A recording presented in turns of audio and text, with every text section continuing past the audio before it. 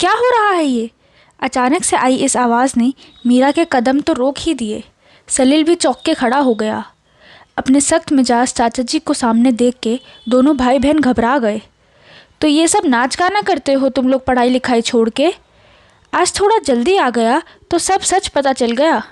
नहीं चाचा जी, हमने सारा काम ख़त्म कर लिया था, इसलिए बस थोड़ा मनोरंजन कर रहे थे, सलील ने डरते डरते कहा।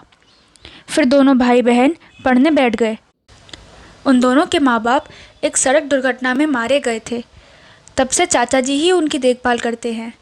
घर की देखभाल तो चाचा जी खुद ही करते हैं और काम के लिए गंगा मौसी है जो सुबह आ जाती है और शाम को खाना बना के अपने घर जाती हैं। इसी तरह 15 साल गुजर गए। अब 12 साल का सलील एक सफल डॉक्टर बन गया था। पिछले साल चाचा जी ने गांव की ज़मीन बेच के सलील के लिए क्लिनिक भी खुलवा दिया था। मीरा ने भी 2 साल पहले IAS की परीक्षा पास की थी और इंडियन ऑफिसर सर्विस ज्वाइन किया था। ट्रेनिंग के बाद वो अपनी पहली पोस्टिंग पर फ्रांस गई थी। दोनों को देख के सब लोग चाचा जी की यानी बसंत सिंह की खूब तारीफ़ करते थे। उनके त्याग की चर्चा भी खूब होती। आज के समय में जब अपने बच्चों को पालना ही मुश्किल है, तब भी बसंत ने अपने भाइयों के दोनों बच्चों को कितना प्यार से पाला है। शादी भी नहीं की, पूरा जीवन इन दोनों बच्चों के लिए लगा दिया। बच्चों को भी इस बात का पूरा एहसास था, इसीलिए दोनों चाचा जी की बहुत इज्जत करते थे और उनकी किसी भी बात को इनकार नहीं करते। अब तो मीरा और सलील दोनों की शादी के लिए रिश्ते भी आने लगे थे। ज़्यादा मेहनत नहीं करनी पड़ी चाचा जी को। मीरा के लिए उन्हीं के डिपार्टमेंट में एक सीनियर का रिश्ता आया था, तो पूरी छानबीन करके उन्होंने रिश्ता फाइनल कर दिया। मीरा 1 महीने के बाद आने वाली थी छुट्टियों में, तब सगाई कर देंगे। मीरा की ज़िद थी कि सलील बड़ा है, उन्हें पहले शादी करनी होगी। घर में भाभी के आने के बाद ही वो शादी करेगी। दरअसल अब गंगा मौसी भी अपने बच्चों के ही पास रहना चाहती थी। गंगा मौसी के जाने के बाद चाचा जी को कोई भी परेशानी ना हो, इसीलिए मीरा भाई की शादी के लिए जल्दी मचा रही थी। सलील ने फ़ोन पे मीरा को बताया कि वो अपने दोस्त की छोटी बहन वंदना को पसंद करता है। वंदना एक खुशमिजाज लड़की है, वो घर भी संभाल लेगी, साथ ही उनके क्लिनिक का एडमिनिस्ट्रेशन भी देख लेगी। चाचा जी अगले महीने रिटायर हो जाएंगे। सलील की योजना थी कि चाचा जी को क्लिनिक के काम में व्यस्त कर लिया जाए ताकि उनका समय भी पास हो और क्लिनिक की देखभाल भी सही हाथों में रहे। वो क्लिनिक को बढ़ाने का सोच रहा था। ऐसे में चाचा जी का अनुभव उसके बहुत काम आ सकता था। इतना अनुभवी और ईमानदार मैनेजर तो उसे चिराग लेके ढूंढने से भी नहीं मिलेगा। शादी के बाद वंदना भी उनके साथ क्लिनिक में काम सीख जाएगी। मीरा ने चाचा जी को सलील की पसंद बता दी और वो तैयार भी हो गए। 1 महीने के बाद जब मीरा आई तो मीरा की सगाई अरविंद से हो गई और सगाई के 2 दिन बाद चाचा जी, सलील, मीरा और अरविंद सब वंदना के घर गए। वंदना के घर भी सब राज़ी हो गए और वंदना के कहने पर उन्होंने सगाई की तारीख 4 दिन बाद की रखी। सब बहुत खुश थे। सगाई वाले दिन वंदना का घर खूब सजा हुआ था। अन्य रिश्तेदार के साथ सगाई के लिए वंदना की यामिनी बुआ भी आई थी। यामिनी बुआ की नज़र जैसे ही सलील के चाचा जी पे पड़ी तो मानो उनकी बोलती ही बंद हो गई। उनके चेहरे का उड़ा हुआ रंग देख के वंदना के माता पिता परेशान हो गए।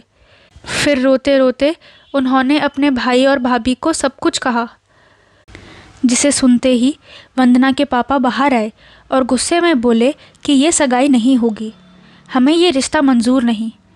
चाचा जी को तो मानो लकवा ही बाहर गया हो, चुपचाप उठ के बाहर चल दिए। सलील और मीरा को कुछ समझ नहीं आया। वंदना और उसका भाई भी हैरान हो गए। कोई कुछ समझ नहीं पा रहा था। सब तो ठीक था, फिर अचानक से ये क्या हो गया। घर जाके भी चाचा जी कुछ नहीं बोले। चाचा जी न ठीक से कुछ खाते और न ही सोते। सारी रात यूं ही जागते। ऐसे ही 2-3 दिन निकल गए। फिर मीरा और सलील ने निर्णय लिया कि वो दोनों वंदना के घर जाके सच का पता करेंगे। वंदना के पापा ने उन्हें देखते ही वापस जाने का कह दिया, पर मीरा अड़ी रही। वो जानना चाहती थी कि उन्होंने ऐसा रिश्ता अचानक ख़त्म क्यों कर दिया। वंदना भी आ गई, उसे भी सच जानना था। तब वंदना की यामिनी जी ने बताया कि वो और बसंत एक ही कॉलेज में पढ़ते थे। बसंत जी उनके सीनियर थे। यामिनी जी तब अपने दादाजी के साथ पुराने कस्बे में रहती थी। पापा की पोस्टिंग तब एक दूर ग्रामीण इलाके में थी, इसलिए भाई हॉस्पिटल में रह के पढ़ाई करते थे और यामिनी अपने दादाजी के साथ रहती थी। वाद विवाद प्रतियोगिता में वो पहली बार मिले, फिर कॉलेज के सांस्कृतिक प्रोग्राम में। धीरे धीरे दोनों एक दूसरे को पसंद करने लगे। बसंत ने उससे कई वादे किए। यामिनी ने उन्हें अपने दादाजी से भी मिलवाया और दादाजी से ज़िद करी कि वो सबको इस रिश्ते के लिए मनाएं। यामिनी की ज़िद पे दादाजी ने उनकी सगाई कर दी और शादी की तारीख भी पक्की कर दी, पर शादी के एक हफ्ते पहले बसंत ने आकर सगाई तोड़ दी और सबके लाख पूछने पर भी कोई कारण नहीं बताया। पोती की शादी टूटने का गम दादाजी को मार गया। उन दिनों लड़की की शादी टूट जाने पर बड़ी बदनामी होती थी और अच्छा रिश्ता भी नहीं मिलता था। यामिनी के माता पिता उन्हें अपने साथ ले गए और कुछ समय बाद यामिनी की शादी हो गई। उस दिन बसंत को देखकर उन्हें अपनी बदनामी और दादाजी की याद आ गई, इसलिए वो रो पड़ी। सारी बात सुनकर सलील और वंदना के साथ मीरा भी हैरान हो गई। मीरा ने चाचा जी से इस बारे में बात की और प्रार्थना की कि सलील के जीवन की खातिर वो सबको बताए कि उन्होंने ऐसा क्यों किया था।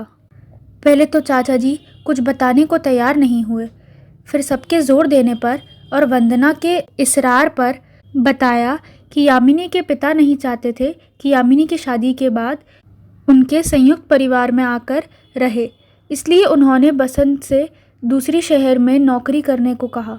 बसंत भी मान गए क्योंकि उनके माता पिता और बड़े भाई भाभी सब साथ ही रहते थे। ऐसे में वो आराम से दूसरे शहर में यामिनी के साथ अपनी नई गृहस्थी शुरू कर सकते थे। पर उनके भाई भाभी के अचानक चले जाने के बाद वो अपने माता पिता और छोटे भतीजे और भतीजी को अकेला नहीं छोड़ सकते थे।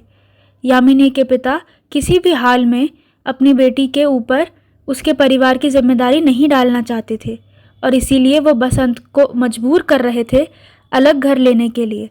बसंत ने यामिनी के पिता को बहुत समझाया कि वो अपने परिवार को ऐसे बेयारो मददगार नहीं छोड़ सकते, पर जब वो नहीं माने तो मजबूर होकर बसंत ने शादी के इनकार कर दिया। यामिनी को कुछ भी बताकर वो उनकी नज़रों में अपने पिता का सम्मान कम नहीं करना चाहते थे और ना ही उनकी मर्जी के बिना वो यामिनी से शादी करना चाहते थे, इसलिए चुप रहे। यामिनी की शादी के बाद भी उन्होंने कभी शादी के बारे में नहीं सोचा। बस यही था उनके हिस्से का सच। सच जानकर सबको मानो लकवा मार गया। यामिनी तो विश्वास ही नहीं कर पा रही थी कि उनके अपने पिता उनके दादाजी के मौत और यामिनी के दुख के कारण थे। सबकी नज़रों में आज बसंत का कद और भी ऊंचा हो गया था। सब नतमस्तक थे उनकी सोच और उनके त्याग पर।